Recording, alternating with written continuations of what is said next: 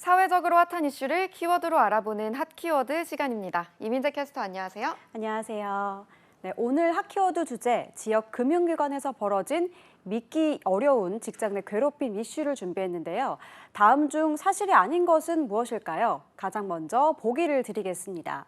1번, 회식 자리에서 술 따르기와 마시기 강요. 2번, 매주 월요일 모든 직원 율동 동영상 촬영해서 SNS 업로드 강요. 3번, 쉬는 여직원에게 강제로 입맞춤을 했다.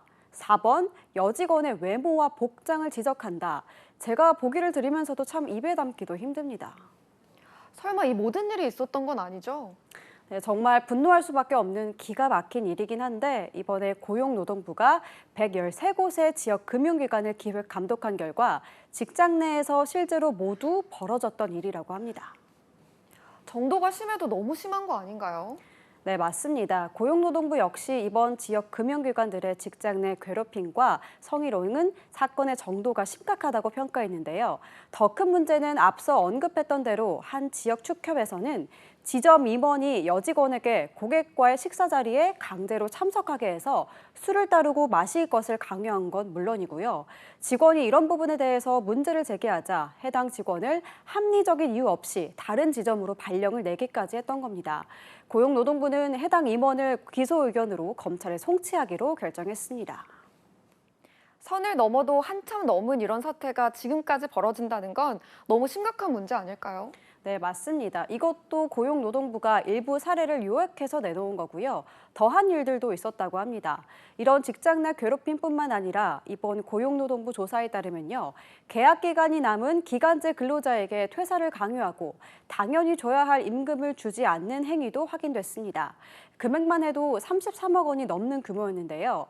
이번 조사 기간 동안 임금체 불만 214건, 연장근로 한도 위반 33건 등 무려 763건의 법 위반 사항이 나왔습니다. 법적으로도 사회 문화적으로도 이제는 달라졌다고 생각했는데 여전히 이런 일이 벌어지고 있는 게 참 안타깝습니다. 또 실제로 이런 일을 당하는 직원들의 괴로움은 얼마나 클까 싶네요. 네, 맞습니다. 산업 현장에서 근로자의 기본적인 인권을 침해하는 위법 행위가 여전히 만연한 현실인데요. 고용노동부는 노동의 가치를 훼손하는 사업주의, 어떤 불법 행위도 용납할 수 없다며 앞으로도 지속적으로 이런 단속을 벌여나가겠다고 밝혔습니다. 그런데 기본적으로 이런 문제에 대해 적발된 금융기관들도 스스로 이런 문제에 대해 경각심을 가져야 하는 거 아닐까요? 네, 맞습니다. 이번에 노동부에서 농협과 수협, 신협, 새마을금고 관계자들을 불러서 경고의 메시지를 전했는데요. 해당 금융기관들도 이번이 처음이 아닙니다. 그런 만큼 경각심을 갖고 문제 해결을 위한 대응책 마련이 필요해 보입니다. 네, 시간이 흘러도 인식은 여전히 과거에 머무른 사업장이 많은데요. 언제쯤 이런 직장 내 괴롭힘이 사라질 수 있을까요? 지금까지 핫키워드 이민재 캐스터였습니다. 고맙습니다.